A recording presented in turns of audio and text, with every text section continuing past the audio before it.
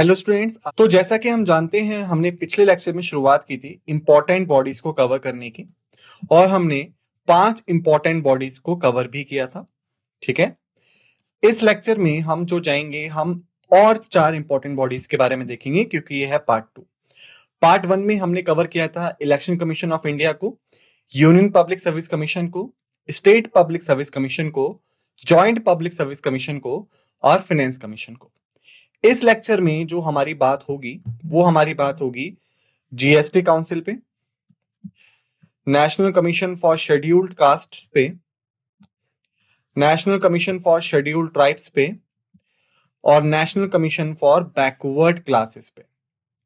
यानी जीएसटी परिषद, राष्ट्रीय अनुसूचित जाति आयोग, राष्ट्रीय अनुसूचित जनजाति आयोग और राष्ट्रीय पिछड़ा वर्ग आयोग। तो ये वो 4 बॉडीज होने वाली हैं जिसको हम इस लेक्चर में कवर करेंगे। मुझे उम्मीद है कि आपने फर्स्ट पार्ट को यानी पार्ट 1 को अच्छे से रिवाइज कर लिया होगा, तभी आप पार्ट 2 की तरफ आए, क्योंकि अगर आपने पार्ट 1 को रिवाइज नहीं किया है तो पार्ट 2 को करने का सही मायने में कोई मतलब नहीं है, क्योंकि आप जितना आगे बढ़ेंगे उतना ही आप पुरानी चीजों को भूलते जाएंगे अगर आप अपनी रिवाइज नहीं करते हैं सही समय पे। लेक्चर की शुरुआत से पहले एक छोटा सा डिस्क्लेमर है जो मैं आपके लिए यहाँ पे एक बार पढ़ देता हूं।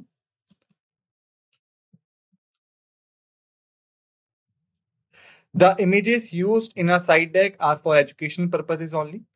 We respect the intellectual property rights of the original creators and the owners of these images.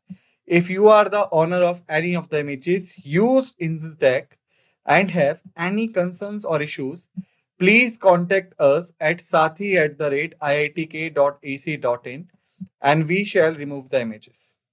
Okay? अब हम बात करें असवीकरण की। हमारे साइड डेक में उपयोग की गई छवियां केवल शैक्षिक उद्देश्यों के लिए हैं। हम इन छवियों के मूल रचनाकारों और मालिकों के बौद्धिक संपदा अधिकारों का सम्मान करते हैं।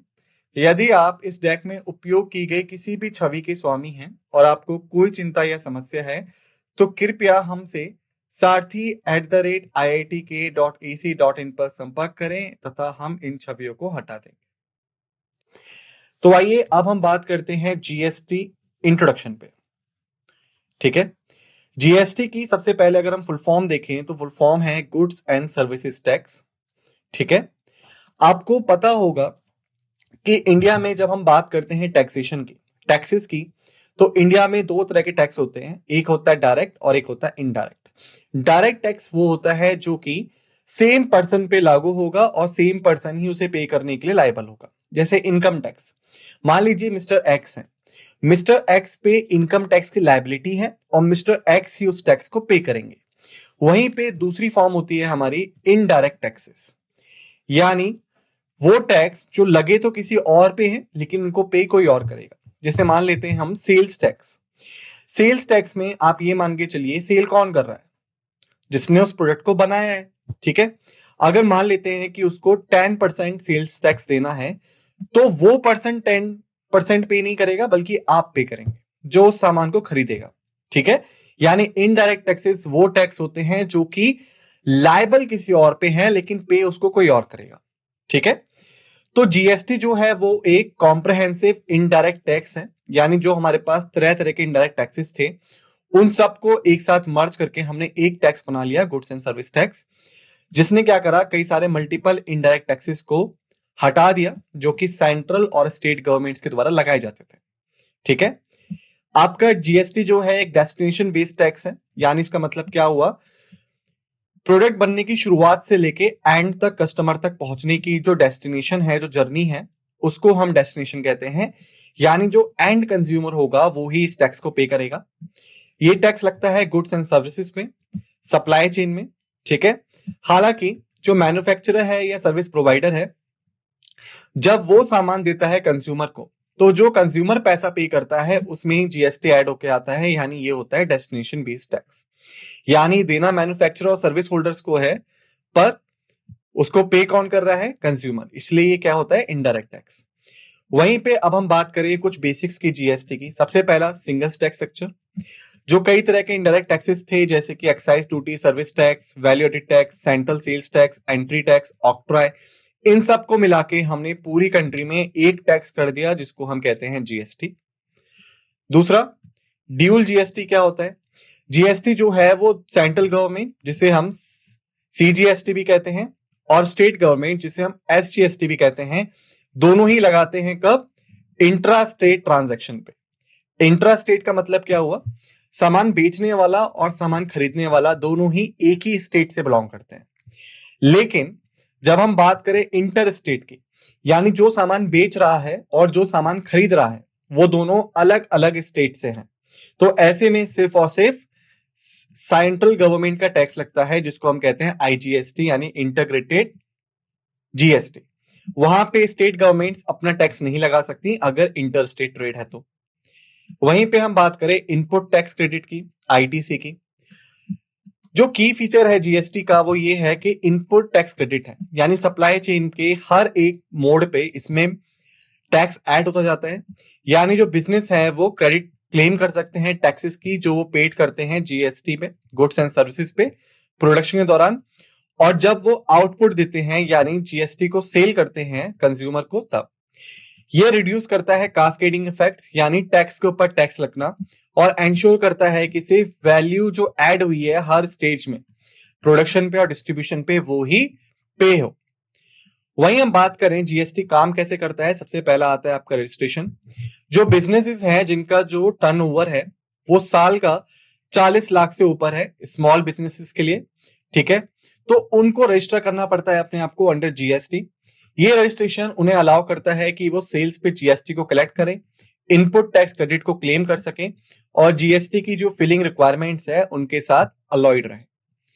वहीं पे हम बात करें टैक्स कलेक्शन की, अंडर जीएसटी जो बिजनेस हैं वो टैक्स कलेक्ट करते हैं कंज्यूमर से वैल्यू ऑफ गुड्स और सर्विसेज पे जो कि उन्हें दी गई हैं, और जो जीएसटी का स्लैब है वो भी डिफरेंट है, यानी कुछ चीजों पे 5% जीएसटी लगता है, कुछ पे 12%, कुछ पे 18%, कुछ पे 28%। ये टोटली डिपेंड करता है कि किस टाइप का गुड है और किस टाइप की सर्विसेज दी गई है। वहीं पे हम बात करें फाइलिंग ऑफ रिटर्न्स की, जो रजिस्टर्ड बिजनेस हैं उनको पीरियोडिक जीएसटी रिटर्न्स फाइल करना होता है, या तो मंथली या क्वार्टरली, डिपेंड करता है कि उनका टर्नओवर अकाउंट वो कैसे करते हैं। ये जो रिटर्न है ये इंक्लूड करता है डिटेल्स कि किसको सामान बेचा गया है, कितना सामान खरीदा गया था, कितना जीएसटी कलेक्ट किया गया कस्टमर से, और कितना गवर्नमेंट को पे किया गया।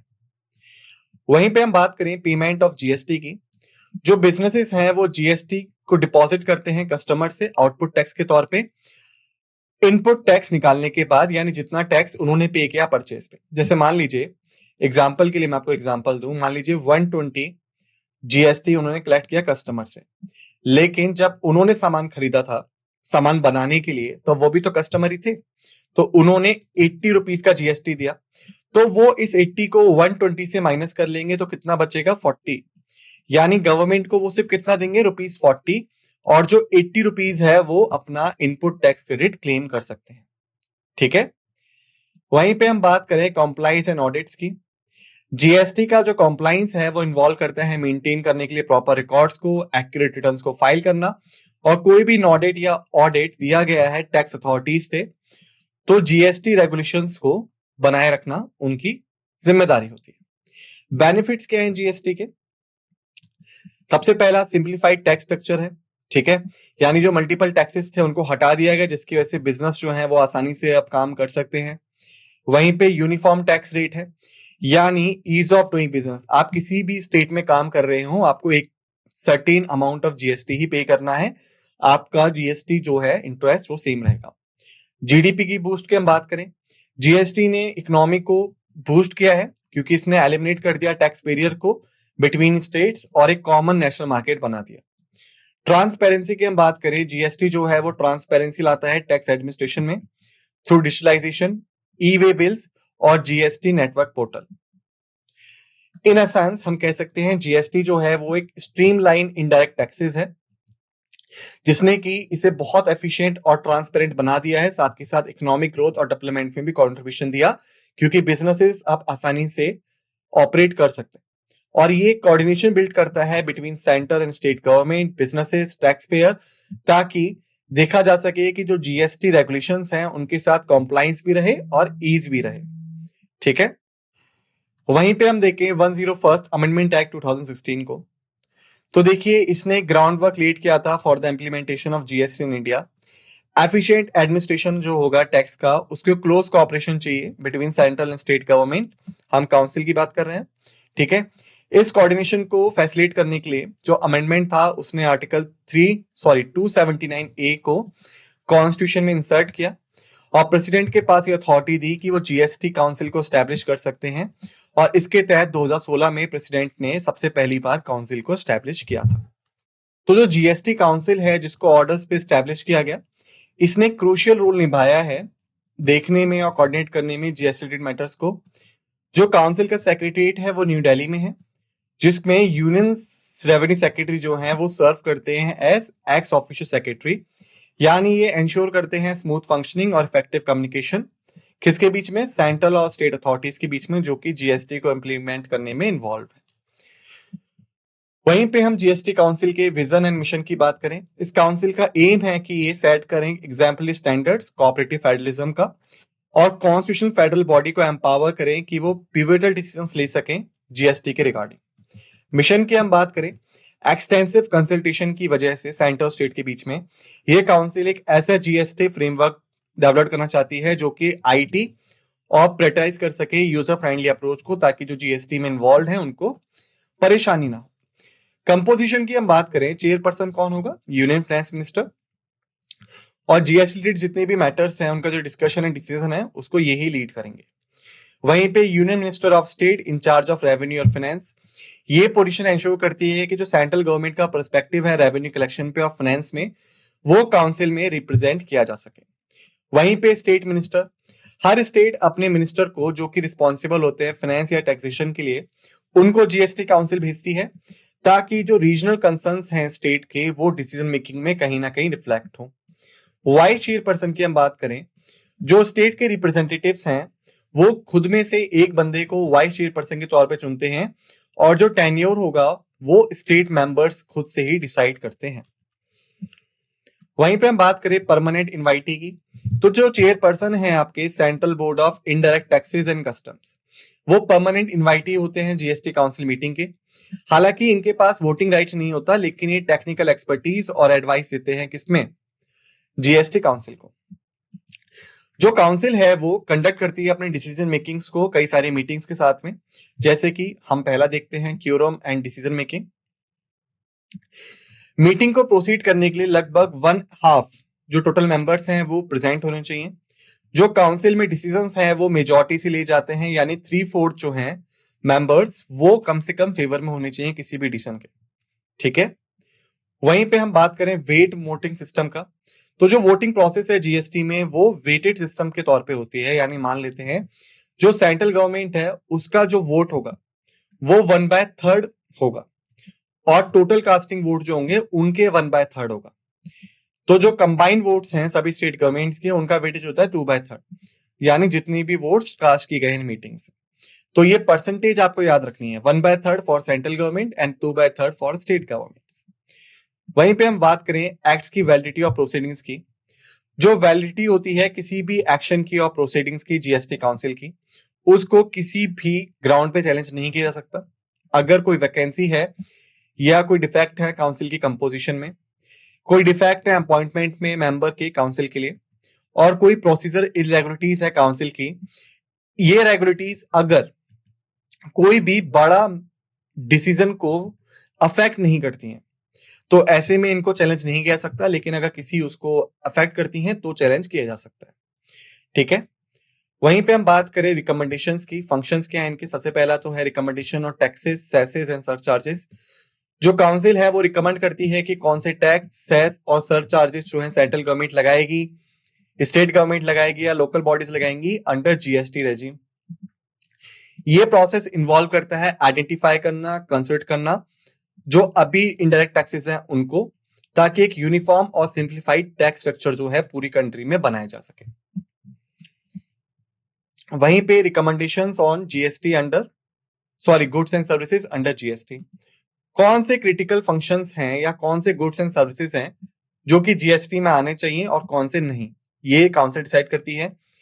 ये डिसीजन इंपैक्ट करता है टैक्स लायबिलिटी को बिजनेसेस की और कंज्यूमर्स की, जो कि एक बैलेंस टैक्स रिजाइम लेके आता है जो कि सपोर्ट करता है इकोनॉमिक ग्रोथ को, लेकिन साथ के साथ सोशल और डेवलपमेंटल ऑब्जेक्टिव्स को भी बनाए रखता है। वहीं पे फिर हम बात करते हैं model GST laws and principles की।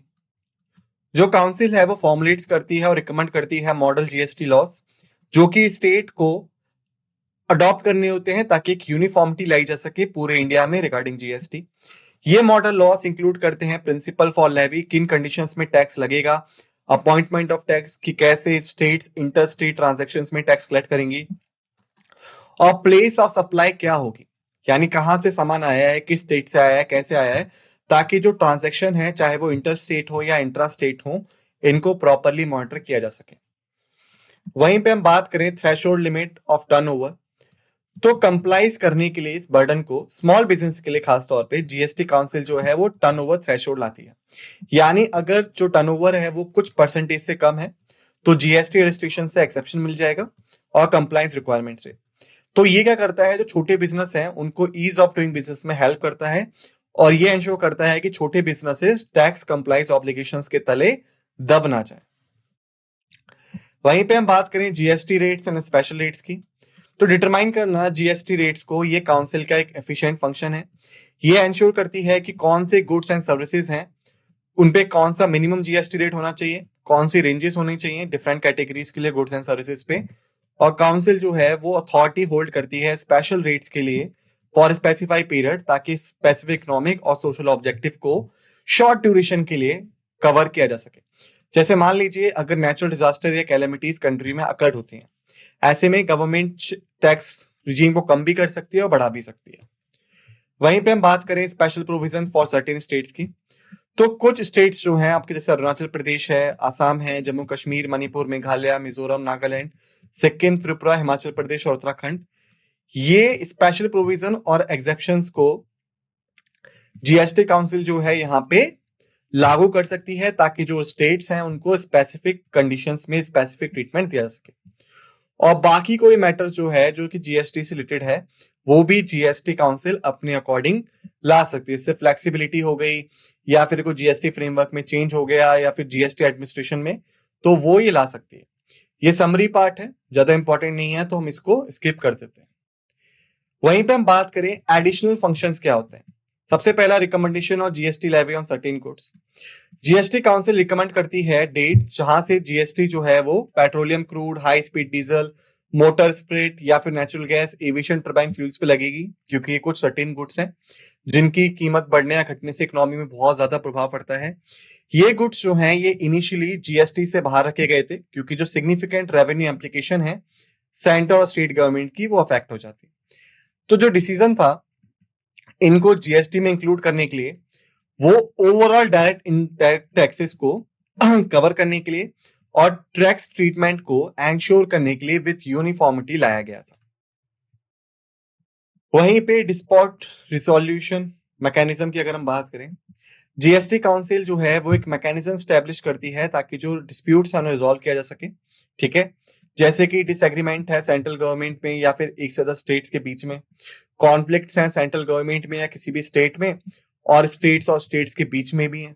वहीं पे दो से ज्यादा स्टेट्स जो है आपस में जीएसटी को लेकर लड़ रही हैं, तो ऐसे में एक effective dispute resolution mechanism council establish करती है ताकि काउंसिल जो है वो जुरिस्डिक्शन पास कर सके और जो डिसएग्रीमेंट्स हैं उनको अच्छे से फेयर तरीके से रिजॉल्व किया जा सके ताकि जो जीएसटी एडमिनिस्ट्रेशन है वो प्रॉपर तरीके से रहे। वहीं पे हम बात करें recommendation on compensation to states की, तो जो जीएसटी काउंसिल है वो रिकमेंड करती है कंपनसेशन स्टेट्स के लिए अगर उन्हें कोई भी लॉस हुआ है रेवेन्यू में जीएसटी की वजह से, पीरियड ऑफ 5 इयर्स के लिए कमिटमेंट ऑफ जीएसटी इंप्लीमेंटेशन। तो जो कंपनसेशन मैकेनिज्म है वो क्रूशियल था, क्यों? क्योंकि जो स्टेट्स थे वो बोलते थे कि अगर इनडायरेक्ट टैक्सेस को हटा दिया गया तो उनपे काफी ज्यादा रेवेन्यू लॉस होगा।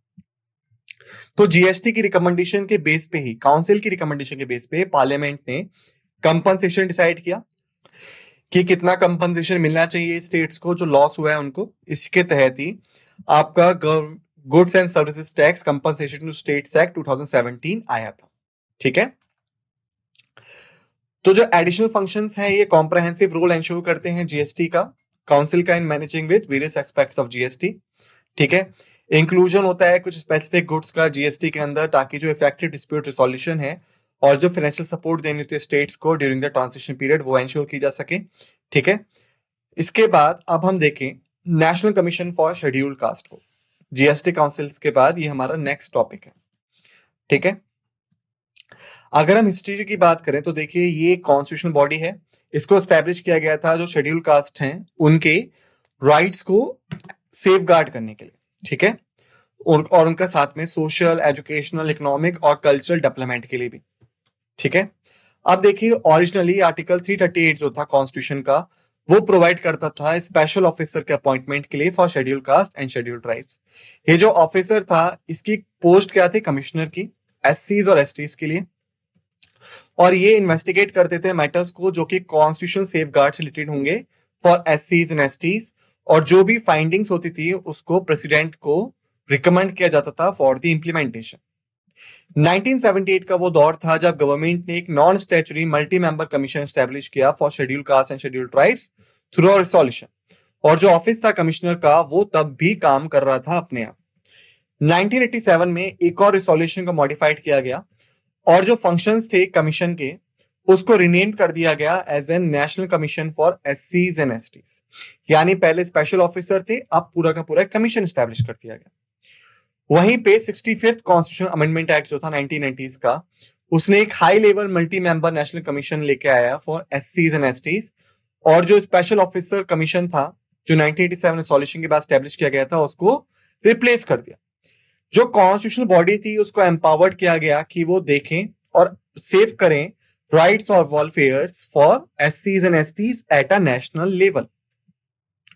बाद में 89 कॉन्स्टिट्यूशन अमेंडमेंट एक्ट 2003 के तहत जो आपका नेशनल कमीशन फॉर एससीज एंड एसटीज था उसको बाइफिकेट कर दिया गया दो नए कमीशंस में, यानी national commission for schedule cast under article 338 and national commission for schedule tribes under article 338A। ठीक है, जो नेशनल कमीशन था शेड्यूल कास्ट का उसको फॉर्मली स्टैब्लिश किया गया 2004 में। कंपोजिशन क्या थी, चेयरपर्सन थे, वाइस चेयरपर्सन थे और बाकी 3 अदर मेंबर्स थे। सभी को प्रेसिडेंट अपॉइंट करते थे और जो कंडीशन ऑफ सर्विसेज थी या टेन्योर्स थे वो भी प्रेसिडेंट खुद ही डिसाइड करते थे। तो जो इवोल्यूशन था इंस्टीट्यूशनल फ्रेमवर्क में कॉन्स्टिट्यूशनल कमिटमेंट को लाना ताकि जो इंटरेस्ट है शेड्यूल कास्ट की वो सेफगार्ड किए जा सके, उनका सोशियो इकोनॉमिक और कल्चर डेवलपमेंट जो है वो एंश्योर किया जा सके।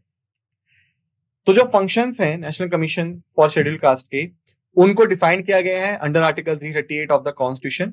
ठीक है, और एक कॉम्प्रहेंसिव वे लाया गया ताकि जो इंटरेस्ट, राइट्स एंड डेवलपमेंट है शेड्यूल कास्ट की कंट्री में उन्हें सेफगार्ड किया जा सके। अब हम बात करें फंक्शंस का, सबसे पहला होता है इन्वेस्टिगेशन एंड मॉनिटरिंग।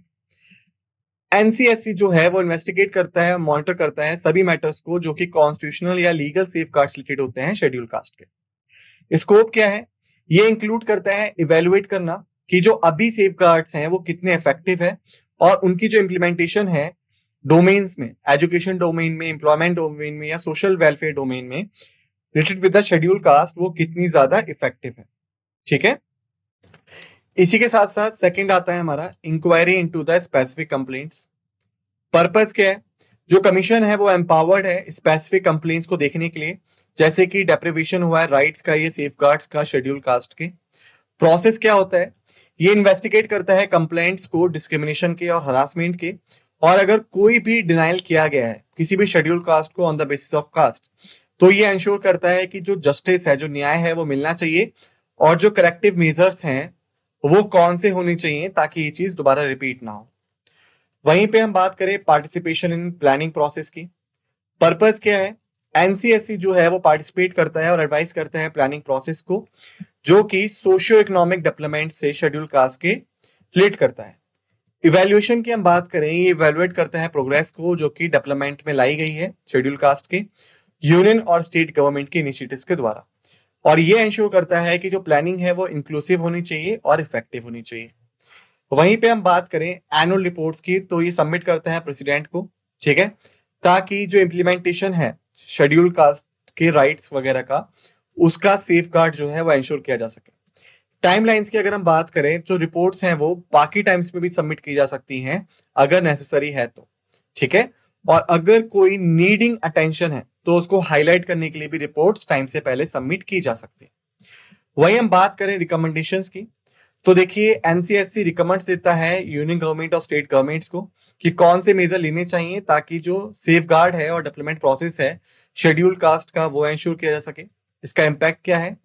ये रिकमेंडेशन इंप्रूव करती हैं पॉलिसी फ्रेमवर्क्स को और लेजिस्लेटिव मेजर्स को, साथ ही साथ एडमिनिस्ट्रेटिव प्रैक्टिसेस को अंडर बोथ सेंट्रल और स्टेट गवर्नमेंट, ताकि जो वेलफेयर है या सोशियो इकोनॉमिक डेवलपमेंट है शेड्यूल कास्ट का वो इंश्योर किया जा सके। वही हम बात करें अदर फंक्शंस की, तो देखिए प्रेसिडेंट के पास ये पावर होती है कि वो कोई भी एडिशनल फंक्शन दे सकते हैं एनसीएससी को related to the protection, welfare, development and advancement of schedule caste, ठीक है। तो जो नेशनल कमीशन है वो एक पिवटल रोल प्ले करता है शेड्यूल कास्ट के कॉन्स्टिट्यूशनल सेफगार्ड्स को प्रिजर्व रखने में और उनके इफेक्टिव इंप्लीमेंटेशन में, ताकि उनका सोशियो इकोनॉमिक डेवलपमेंट जो है वो प्रमोट किया जा सके और प्रोटेक्ट किया जा सके। साथ ही साथ ये इन्वेस्टिगेट कर सकता है, एडवाइस कर सकता है या इवेल्युएट कर सकता है किसी भी शेड्यूल कास्ट रिलेटेड मैटर को, ताकि जो ओवर आर्किंग गोल है सोशल जस्टिस का, इंक्लूडिंग ग्रोथ का फॉर द शेड्यूल कास्ट, वो इंश्योर किया जा सके। जो प्रोसेस है रिपोर्टिंग की national commission for schedule cast की, वो दोनों को होती है, प्रेसिडेंट को और स्टेट गवर्नमेंट को, ताकि जो ट्रांसपेरेंसी है रिपोर्ट की, जो अकाउंटेबिलिटी है रिपोर्ट की, वो मेंटेन की जा सके और ये इंश्योर किया जा सके जो रिकमेंडेशंस दी गई हैं कमीशन के द्वारा वो प्रेसिडेंट और स्टेट गवर्नमेंट दोनों के द्वारा ही चेक की जा सके।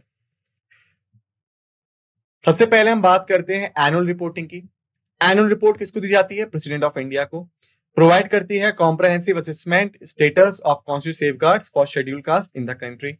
कंटेंट्स क्या होते हैं कि जो इन्वेस्टिगेशन की गई है उसकी फाइंडिंग्स क्या है, जो पॉलिसी और प्रोग्राम की इफेक्टिवनेस चेक की गई है उसकी फाउंडिंग क्या है, और जो रिकमेंडेशन दी गई हैं ताकि सोशियो इकोनॉमिक कंडीशन और वेलफेयर को इंप्रूव किया जा सके, उनकी रिकमेंडेशंस क्या है। वहीं पे हम बात करें एडॉक रिपोर्ट्स की, तो देखिए apart from annual report NCSC जो है वो एडॉक रिपोर्ट्स भी देता है प्रेसिडेंट को अगर नेसेसरी होती हैं तो। ये डिपेंड करती हैं किसी भी अर्जेंट या एमर्जिंग इश्यूज पे। और वहीं हम बात करें प्रेसिडेंट के एक्शन पे कि वो क्या एक्शन लेते हैं रिपोर्ट्स के बाद, सबसे पहला दोनों हाउसेज ऑफ पार्लियामेंट को रिपोर्ट दी जाती है। वहीं पे प्रेसिडेंट जो है वो मेमोरेंडम देते हैं जिसपे एक्शंस जो लिए गए हैं रिकमेंडेशंस पे कमीशन के द्वारा उनको एक्सप्लेन किया जाता है, और यदि कोई एक्शन नहीं लिया गया है किसी भी रिकमेंडेशन पे, नॉन एक्सेप्टेंस है, तो उसके पीछे क्या कारण थे ये भी स्पेसिफाई किया जाता है। वहीं पे हम बात करें reporting to the state governments, देखिए प्रेसिडेंट जो है वो एनसीएससी की किसी भी रिपोर्ट को स्टेट गवर्नमेंट को दे सकते हैं through the governor of the state. वहीं पे गवर्नर क्या करते हैं, इसको स्टेट लेजिस्लेचर के सामने पेश करते हैं, कोई एक्शन लिया गया है तो उसको एक्सप्लेन करते हैं, और अगर कोई एक्शन नहीं लिया गया है तो उसके पीछे क्या कारण थे उसको एक्सप्लेन करते हैं। वहीं पे हम बात करें इसकी इंपॉर्टेंस क्या है और इसकी इंप्लीकेशंस क्या है। सबसे पहला अकाउंटेबिलिटी, ये रिपोर्ट मैकेनिज्म इंश्योर करता है कि सेंट्रल और स्टेट गवर्नमेंट दोनों ही अकाउंटेबल रहें पॉलिसीज और मेजर्स को इंप्लीमेंट करने के लिए जो कि एम्ड है प्रोटेक्ट और प्रमोट करने के लिए शेड्यूल कास्ट के इंटरेस्ट को। वहीं पे इन रिपोर्ट्स और मेमोरेंडम को पार्लियामेंट और स्टेट लेजिस्लेचर के सामने रखने से एक ट्रांसपेरेंसी मेंटेन की जाती है कि एनसीएससी के जो रिकमेंडेशंस थे उन पे क्या एक्शन लिए गए और यदि एक्शन नहीं लिए गए तो क्या कारण था, ठीक है। वहीं पे फिर आता है हमारा डायलॉग एंड इंप्रूवमेंट। जो प्रोसेस है वो कंस्ट्रक्टिव डायलॉग लाती है एनसीएससी प्रेसिडेंट और गवर्नर्स के बीच में, साथ ही साथ लेजिस्लेटर्स के बीच में, ताकि जो इंप्रूवमेंट है पॉलिसीज में और प्रोग्राम्स में जो कि शेड्यूल कास्ट रिलेटेड है उनमें एफिशिएंसी इंश्योर की जा सके। वहीं पे अब हम बात करें पावर्स क्या होती हैं कमीशन की। देखिए जो कमीशन है इंडिया में उसके पास सिग्निफिकेंट पावर्स और रिस्पॉन्सिबिलिटीज हैं प्रोटेक्ट करने के लिए और प्रमोट करने के लिए राइट्स और वेलफेयर को शेड्यूल कास्ट के लिए, ठीक है। और साथ ही साथ 2018 तक ये एंग्लो इंडियन कम्युनिटी के लिए भी थी, लेकिन उसके बाद में इनको खत्म कर दिया गया। सबसे पहला आता है प्रोसीजर को रेगुलेट करना। एनसीएससी के पास अथॉरिटी है कि वो अपने प्रोसीजर को खुद रेगुलेट कर सकता है, जिससे कि जो ऑटोनॉमी है कमीशन की वो इंश्योर की जा सकती है, यानी कमीशन पे कोई भी आउटर इन्फ्लुएंस नहीं है। कमीशन जो है खुद से इंक्वायरीज कर सकता है, इन्वेस्टिगेशन कर सकता है, हियरिंग कर सकता है, अकॉर्डिंग टू द मैंडेट उस पे कोई भी स्टेट या सेंट्रल गवर्नमेंट का इन्फ्लुएंस नहीं होना चाहिए। वहीं पे हम बात करें पावर्स क्या होती है इन्वेस्टिगेशन के दौरान, सिविल कोर्ट की पावर आ जाती है, यानी वो किसी को भी समन कर सकते हैं या एनफोर्स कर सकते हैं विटनेस के अटेंडेंस के लिए कंट्री के किसी भी पार्ट में। ठीक है, डिस्कवरी एंड प्रोडक्शन के लिए बोल सकते हैं किसी भी डॉक्यूमेंट को जो कि इंक्वायरी से रिलीवेंट है। वहीं पे एविडेंस और एफिडेविट को रिसीव कर सकते हैं, रिक्वेश्चनिंग कर सकते हैं किसी भी पब्लिक रिकॉर्ड की किसी भी कोर्ट और ऑफिस से, इशू कर सकते हैं summon for examination of witness and document, या कोई भी मैटर जो कि प्रेसिडेंट ऑफ इंडिया के द्वारा इन्हें दिया गया है उस पे ये विचार विमर्श कर सकते हैं। वहीं पे हम बात करें consultation on major policy matters, दोनों सेंट्रल और स्टेट गवर्नमेंट के मैंडेट के अकॉर्डिंग एनसीएससी जो है वो मेजर पॉलिसी मैटर्स पे जो कि शेड्यूल कास्ट को अफेक्ट करते हैं उस पे गवर्नमेंट के साथ कंसल्ट कर सकता है, जिससे कि ये इंश्योर रहे कि जो पॉलिसी गवर्नमेंट बनाने जा रही है वहां पे जो इंटरेस्ट हैं शेड्यूल कास्ट के वो प्रिजर्व किए जा सके। वहीं पे हम बात करें एंग्लो इंडियन कम्युनिटी के साथ में इनके क्या फंक्शन थे। देखिए जो सिमिलर फंक्शंस थे इनके शेड्यूल कास्ट के वो एंग्लो इंडियन कम्युनिटी के साथ भी थे, यानी ये लीगल सेफगार्ड कॉन्स्टिट्यूट सेफगार्ड्स को बचा के रखते थे, इन्वेस्टिगेट करते थे मैटर्स में और इफेक्टिवनेस की रिपोर्ट देते थे प्रेसिडेंट को। ठीक है, और साथ ही साथ जो माइनॉरिटीज कमिटीज थी इंडिया की उनका ख्याल भी कमीशन रखता था। वहीं पे हम बात करें ओबीसीज अदर बैकवर्ड क्लासेस के साथ में 2018 तक इनके क्या फंक्शंस थे। तो देखिए जब आपका national commission for backward classes 102 amendment act of 2018 के तहत स्टैब्लिश कर दिया गया, तब जाके कहीं पे जो national commission for schedule cast थे उसके फंक्शंस रुक गए in respect of backward classes. ठीक है, वरना बैकवर्ड क्लासेस के लिए भी ये सेम फंक्शंस रखते थे। ठीक है, वहीं पे हम बात करें इनकी इंपॉर्टेंस एंड इंपैक्ट की, सबसे पहला आता है हमारा लीगल अथॉरिटी। जो आपका एनसीएससी है उसके पास पावर होती है सिविल कोर्ट की ताकि वह इंश्योर कर सके थॉरो इन्वेस्टिगेशंस को, कंप्लेंट्स को इंक्वायर कर सके जो कि डेप्रिवेशन फेस किया है शेड्यूल कास्ट ने या एंग्लो इंडियंस ने। वहीं पे गवर्नमेंट को मैंडेटरी है कि वो कंसल्ट करेगी शेड्यूल कास्ट से रिलेटेड किसी भी पॉलिसीज पे विद कमीशन, ताकि जो डिसीजन मेकिंग प्रोसेस है या प्रमोट करना है इंक्लूसिव इक्विटेबल पॉलिसीज को वो इंश्योर किया जा सके। वहीं पे हम बात करें कम्युनिटी प्रोटेक्शन की, तो मॉनिटर करने से और रिपोर्ट देने से इंप्लीमेंटेशन ऑफ सेफगार्ड्स पे एनसीएससी जो है वो प्ले करता है क्रूशियल रोल, राइट्स को प्रोटेक्ट करने में प्रमोट करने में एससीज के और एंग्लो इंडियंस के, यानी सोशल जस्टिस या एम्पावरमेंट को बढ़ावा देता है। वहीं पे हम बात करें कॉन्स्टिट्यूशनल प्रोविजंस क्या है शेड्यूल कास्ट के, सबसे पहला है आर्टिकल 15 जो रोकता है discrimination based on caste. Objective क्या है, जो शेड्यूल कास्ट हैं उनको अपलिफ्ट किया जा सके, जो उनके खिलाफ डिस्क्रिमिनेशन है उसको रोक के और उन्हें इक्वल ट्रीटमेंट देके। आर्टिकल 17 अनटचेबिलिटी को अबॉलिश करता है, ठीक है, और प्रोहिबिट करता है ऐसी किसी भी प्रैक्टिस को, ताकि जो इरेडिकेट सोशल डिस्क्रिमिनेशन है वो इंश्योर किया जा सके और इंडिविजुअल्स की डिग्निटी को मेंटेन किया जा सके, स्पेशली शेड्यूल कास्ट। वहीं पे आर्टिकल 46 क्या कहता है, ये कहता है कि स्टेट को प्रमोट करने हैं एजुकेशनल और इकोनॉमिक इंटरेस्ट शेड्यूल कास्ट के और बाकी वीकर सेक्शन के, ताकि जो मार्जिनलाइज्ड कमिटीज हैं उनका भी कंट्री में पार्टिसिपेशन इंश्योर किया जा सके। वहीं आर्टिकल 243D क्या कहता है, पंचायत रिजर्वेशन, यानी पंचायत में रिजर्वेशन मिलेगा शेड्यूल कास्ट को on the basis of their population, ताकि जो लोकल गवर्नमेंट है उसमें भी उनका पार्टिसिपेशन इंश्योर किया जा सके। आर्टिकल 243T4 ये म्युनिसिपैलिटीज में रिजर्वेशन इंश्योर करता है ताकि अर्बन लोकल गवर्नमेंट में उनका पार्टिसिपेशन इंश्योर किया जा सके। वहीं पे हम बात करें आर्टिकल 330 एंड आर्टिकल 332 की, तो देखिए 330 के तहत लोकसभा में रिजर्वेशन मिलेगा, 332 के तहत स्टेट असेंबली में रिजर्वेशन मिलेगा। ठीक है, ताकि जो स्टेट लेजिस्लेचर है या नेशनल लेजिस्लेचर है वहां पे भी शेड्यूल कास्ट का पॉलिटिकल पार्टिसिपेशन और रिप्रेजेंटेशन इंश्योर किया जा सके। तो अब इसके बाद नेक्स्ट आता है हमारा national commission for scheduled tribes. देखिए इसको एस्टैब्लिश किया था 2004 के एक्ट के तहत, 89 कॉन्स्टिट्यूशन अमेंडमेंट एक्ट, ठीक है, जिसने आर्टिकल 338 को अमेंड कर दिया। Article 338 national commission for schedule caste and 338A national commission for schedule tribes. ठीक है, ये डिटेल्स हम पढ़ चुके हैं, अभी जस्ट हमने कवर किया है तो हम इसको स्किप कर देते हैं। कॉन्स्टिट्यूशनल स्टेटस क्या है? भले एनसीएससी हो या एनसीएसटीज हो, दोनों ही कॉन्स्टिट्यूशनल बॉडीज हैं, यानी इनके फंक्शंस और पावर्स जो हैं वो कॉन्स्टिट्यूशन में डिफाइंड है, यानी इनको एक्सटर्नल इंटरफेयर्स के बिना अफेक्ट नहीं किया जा सकता। वहीं पे अब हम बात करें फंक्शंस की, सबसे पहला प्रोटेक्शन एंड प्रमोशन, यानी जो राइट्स हैं, इंटरेस्ट हैं, डेवलपमेंट है शेड्यूल्ड ट्राइब्स के पूरे इंडिया में वो प्रोटेक्ट करने हैं, साथ के साथ उनका जो कॉन्स्टिट्यूशनल सेफगार्ड है उसको इंप्लीमेंट करना है। ठीक है। फिर स्पेसिफिक फंक्शंस, इन्वेस्टिगेट करना है किसी भी मैटर को जो कि कॉन्स्टिट्यूशन या लीगल प्रोटेक्शन से जुड़ा हो शेड्यूल्ड ट्राइब्स की। कंप्लेंट्स एंड रिकमेंडेशन पे, यानी कोई भी स्पेसिफिक कंप्लेन है तो उसका रिड्रेसल देखना है इनको। साथ ही जो राइट्स हैं एसटीज के, अगर उनको डिप्रिवाइड किया जाता है तो उस पे कौन कौन से मेजर्स लेने चाहिए ताकि उनका एडवांसमेंट एंश्योर किया जा सके।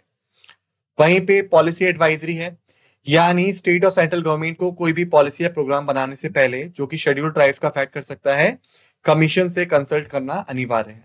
ठीक है।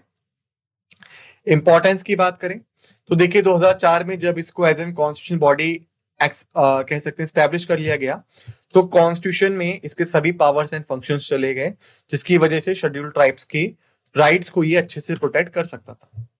वहीं हम बात करें इंपॉर्टेंस की, सबसे पहला यूनिक चैलेंजेस एड्रेसल।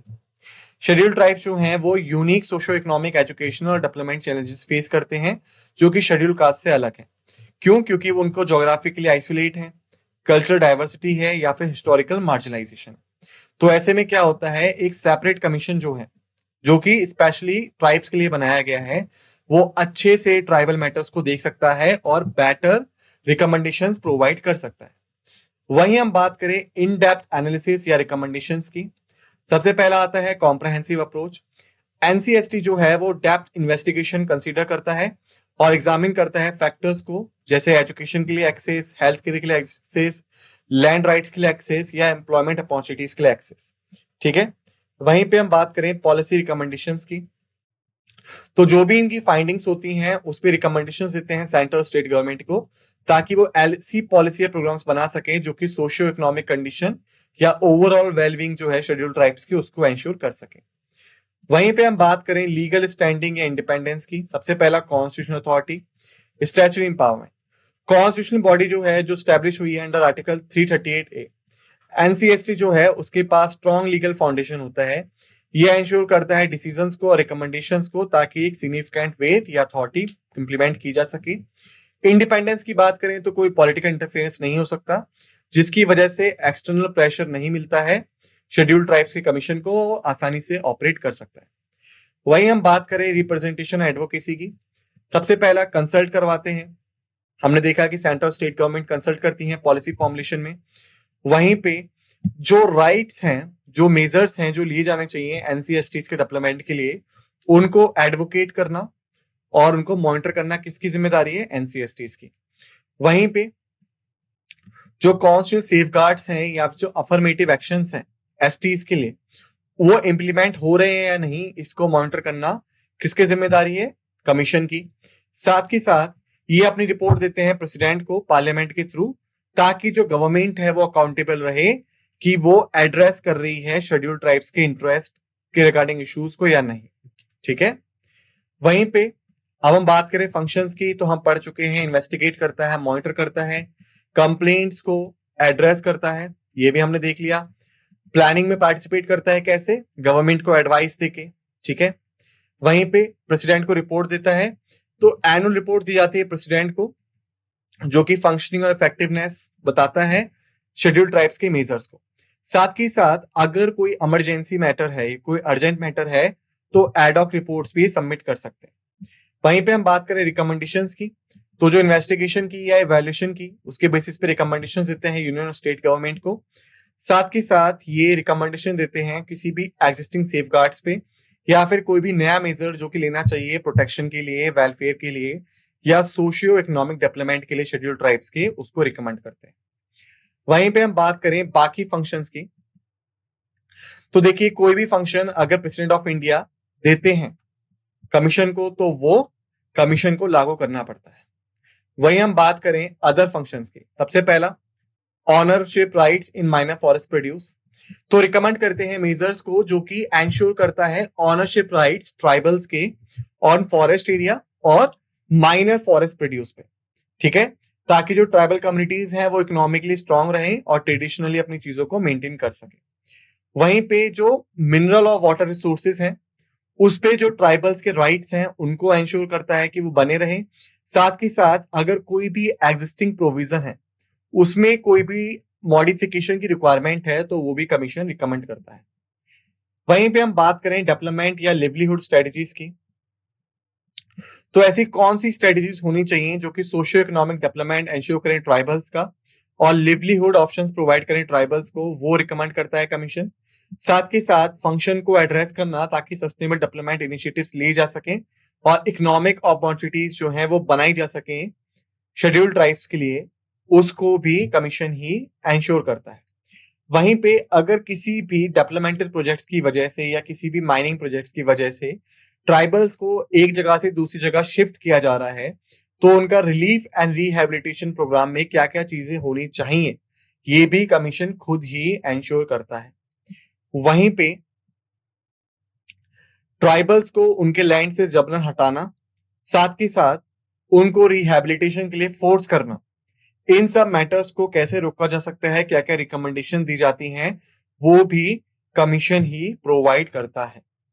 वहीं पे फॉरेस्ट प्रोटेक्शन और सोशल अफॉरेस्टेशन, यानी ट्राइबल कम्युनिटीज का जो पार्टिसिपेशन है फॉरेस्ट को प्रोटेक्ट करने में या फिर फॉरेस्ट को बढ़ावा देने में, उसमें क्या क्या प्रोग्राम्स होने चाहिए, कैसे कैसे वो चीज होनी चाहिए, इसके बारे में भी कमीशन ही एंश्योर करता है।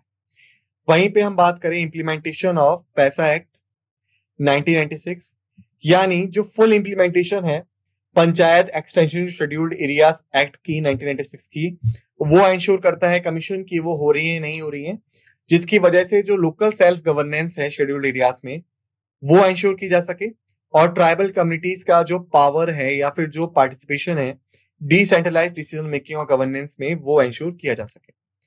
वहीं पे जो शिफ्टिंग कल्टीवेशन प्रोवाइड की गई थी या शिफ्टिंग कल्टीवेशन जो प्रैक्टिस की जाती है शेड्यूल ट्राइब से, उसको रिड्यूस करना ताकि जो ट्राइबल्स हैं वो भी सेटल्ड हो सके आम फार्मर्स की तरह और उनका जो सोशियो इकोनॉमिक कंडीशंस हैं वो इंप्रूव की जा सके। वहीं पे सबमिशन ऑफ रिपोर्ट्स हम देख चुके हैं। एनुअल रिपोर्ट देता है किसको, प्रेसिडेंट को, जिसमें एक्टिविटीज होती हैं, फाइंडिंग्स होती हैं, रिकमेंडेशंस होती हैं कमीशन की, जो कि शेड्यूल्ड ट्राइब्स के इंटरेस्ट से या डेवलपमेंट से कहीं ना कहीं रिलेटेड होती हैं। ठीक है, ये प्रेसिडेंट को इन्फॉर्म करता है स्टेट कैसे काम कर रही है, कैसे इफेक्टिव मेजर्स लिए हैं ट्राइब्स के सेफगार्ड करने के लिए इंटरेस्ट को, सोशियो इकोनॉमिक डेवलपमेंट्स को। वहीं पे हम बात करें स्पेशल रिपोर्ट्स की, तो देखिए ओकेशनल सबमिशन होता है स्पेशल रिपोर्ट्स का, यानी एनसीएसटी के पास अथॉरिटी है कि वो स्पेशल रिपोर्ट सबमिट कर सकता है कभी भी अगर नेसेसरी हो या अर्जेंट नीड हो, जिसमें कि स्पेसिफिक इश्यूज, क्राइसिस या इमर्जिंग कंसर्न्स होते हैं जो कि शेड्यूल्ड ट्राइब्स कम्युनिटीज को अफेक्ट कर सकते हैं और इमीडिएट अटेंशन या इंटरवेंशन की रिक्वायरमेंट होती है। वहीं पे हम बात करें dissemination and action on reports की, सबसे पहला प्रेजेंटेशन टू पार्लियामेंट। प्रेसिडेंट जो है वो रिपोर्ट्स को सबमिट करते हैं पार्लियामेंट को और मेमोरेंडम देते हैं एनसीएससी की तरह कि कौन से एक्शंस लिए गए हैं और अगर कोई एक्शन नहीं लिया गया है तो उसके पीछे कारण क्या है। वहीं पे स्टेट गवर्नमेंट को रिपोर्ट देते हैं गवर्नर के थ्रू, गवर्नर रिपोर्ट पेश करता है स्टेट लेजिस्लेचर में, वहीं पे मेमोरेंडम साथ में पेश किया जाता है कि कौन से एक्शंस लिए गए हैं रिकमेंडेशन पे और यदि एक्शन नहीं लिया गया है तो कारण क्या है।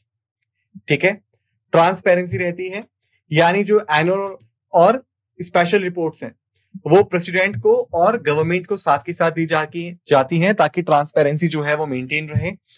वहीं पे हम बात करें अकाउंटेबिलिटी की, तो ये रिपोर्ट्स जो है प्रेसिडेंट को या पार्लियामेंट को या स्टेट लेजिस्लेचर को दी जाती हैं, जिसकी वजह से सेंट्रल और स्टेट गवर्नमेंट की जो अकाउंटेबिलिटी है उनके एक्शन और पॉलिसीज के लिए जो कि शेड्यूल्ड ट्राइब से डील करती है उसको एंश्योर किया जा सके।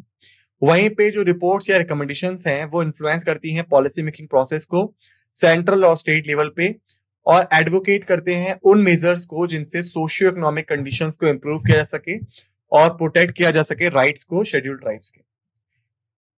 वहीं पे हम बात करें अब कौन से प्रोविजंस हैं जो शेड्यूल्ड ट्राइब से रिलेटेड हैं।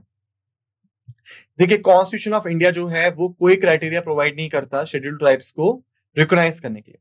ठीक है, जो टर्म है एसटी, ये बेसिकली ट्राइबल कम्युनिटीज को डिनोट करता है या किसी भी स्पेसिफिक ग्रुप को जो कि इन कम्युनिटीज के अंडर आता है अंडर आर्टिकल 342। हिस्टोरिकली 1931 के सेंसस के तहत जो एसटीज थे वो बैकवर्ड ट्राइब्स थी जो कि एक्सक्लूडेड या पार्सली एक्सक्लूडेड एरियाज में रहती थी। वहीं पे अब हम बात करें कॉन्स्टिट्यूशनल प्रोविजंस की। सबसे पहला आता है आर्टिकल 366 का 25, डिफाइन करता है शेड्यूल्ड ट्राइब्स को एज अ ट्राइब और ट्राइबल कम्युनिटीज जो कि आर्टिकल 342 के अंदर आइडेंटिफाइड होती हैं। आर्टिकल 342 का फर्स्ट क्या कहता है, एम्पावर करता है प्रेसिडेंट को स्पेसिफाई करने के लिए after consultation with the governor कि कौन सी ट्राइब या ट्राइबल कम्युनिटीज या ग्रुप जो होगा इन कम्युनिटीज का वो रिकॉग्नाइज्ड होगा as scheduled tribes under any state और यूनियन टेरिटरी। वहीं पे हम बात करें लेजिस्लेटिव प्रोविजंस क्या हैं। फिफ्थ शेड्यूल डील करता है गवर्नर और एडमिनिस्ट्रेशन के साथ में उन स्टेट्स का जो कि सिक्स शेड्यूल में कवर नहीं होती। वहीं पे सिक्स शेड्यूल डील करता है असम, मेघालय, त्रिपुरा और मिजोरम से। वहां पे ट्राइबल एरिया का एडमिनिस्ट्रेशन कैसे होगा और ऑटोनोमस डिस्ट्रिक्ट काउंसिल्स कैसे स्टैब्लिश की जाएंगी उनसे। वहीं पे हम बात करें स्टैट्यूटरी प्रोविजंस की। Protection of civil rights act 1955 के तहत जो प्रैक्टिस है अनटचेबिलिटी की या फिर सिविल राइट्स को जो एनफोर्स करना है वो एंश्योर किया जाता है।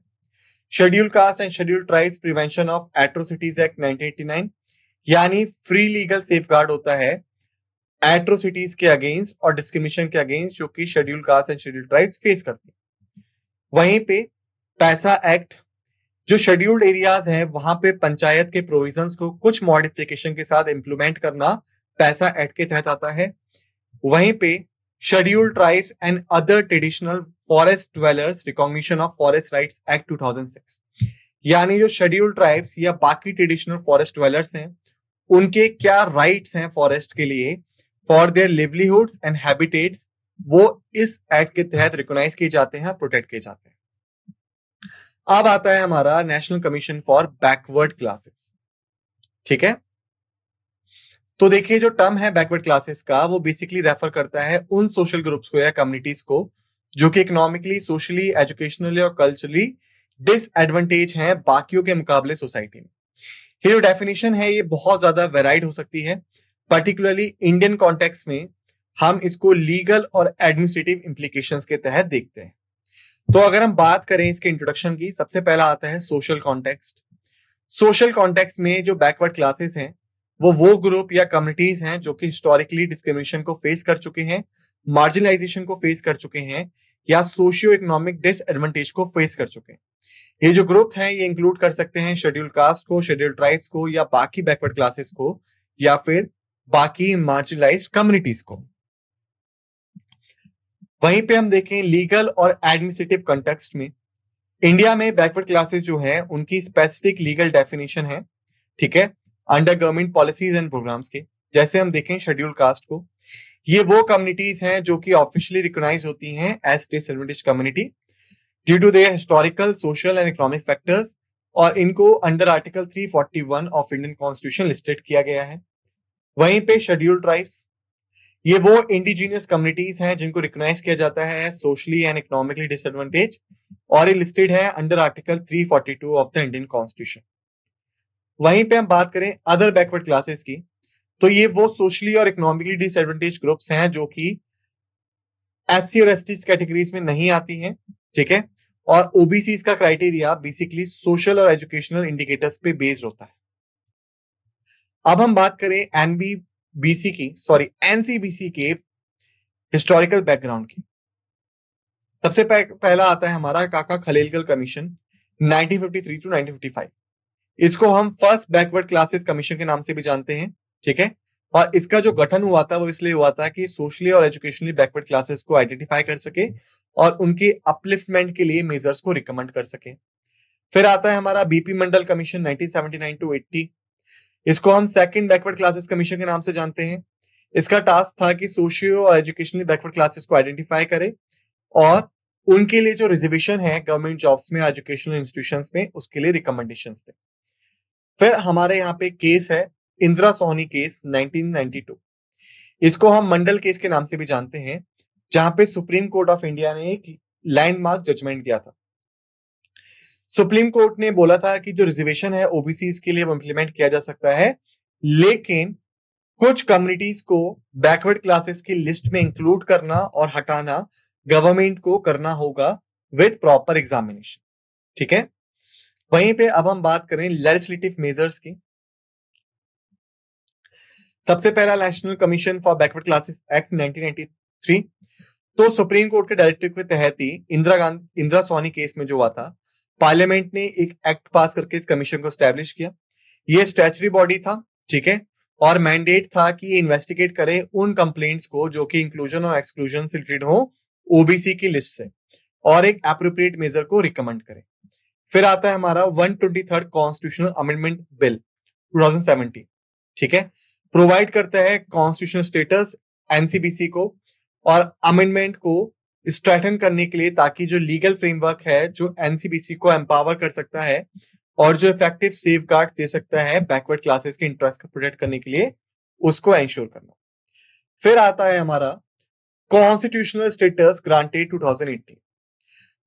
123 जो अमेंडमेंट बिल था जिसको प्रेसिडेंट ने 2018 में असेंट दी, ठीक है, ये कॉन्स्टिट्यूशनल स्टेटस लेके आया एनसीबीसी को। यानी इसके तहत जो 1993 में एनसीबीसी को स्टैच्यूटरी बॉडी के तहत एस्टेब्लिश किया गया था, वो अब कॉन्स्टिट्यूशनल बॉडी है, ठीक है, यानी वो एनसीएससी और एनसीएसटी के इक्वल है। वहीं पे हम बात करें रिपील ऑफ एनसीबीसी एक्ट 1993। इसी के साथ साथ जो कॉन्स्टिट्यूशनल स्टेटस था जब वो दिया गया, तो एक सेपरेट बिल लाया गया पार्लियामेंट में, जिसके तहत जो प्रोविजंस थे आपके national commission for backward classes act 1993 उनको हटा दिया गया, ठीक है, और जो एक्ट था 1993 का उसको इररिलेवेंट घोषित कर दिया गया। तो जो एनसीबीसी के फंक्शंस हैं एंड पावर्स हैं वो अब कॉन्स्टिट्यूशनल स्टेटस द्वारा गवर्न किए जाते हैं।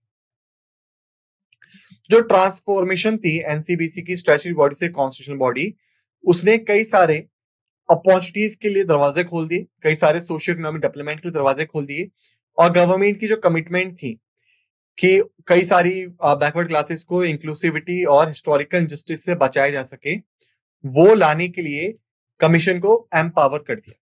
वहीं अब हम बात करें स्ट्रक्चर क्या होता है, तो देखिए सबसे पहला आता है chairperson, president of India appoint करते हैं, ये गाइड करते हैं कमीशन की एक्टिविटीज को, मीटिंग्स के ऊपर प्रोसाइड करते हैं और कमीशन को कई सारे फॉरम्स में रिप्रेजेंट करते हैं। फिर आता है वाइस चेयरपर्सन, चेयरपर्सन को असिस्ट करते हैं डिस्चार्ज करने में ड्यूटीज को और रिस्पॉन्सिबिलिटीज को, और जो वाइस चेयरपर्सन है उसको भी प्रेसिडेंट खुद अपॉइंट करते हैं।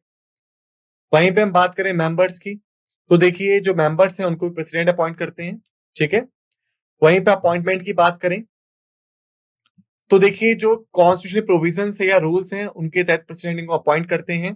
जो टेन्योर है वो प्रेसिडेंट डिसाइड करते हैं, ठीक है, और जो रिटायरमेंट एज है या अलाउंसेस हैं या बाकी जो चीजें इन्हें मिलनी है वो भी प्रेसिडेंट ही डिसाइड करते हैं।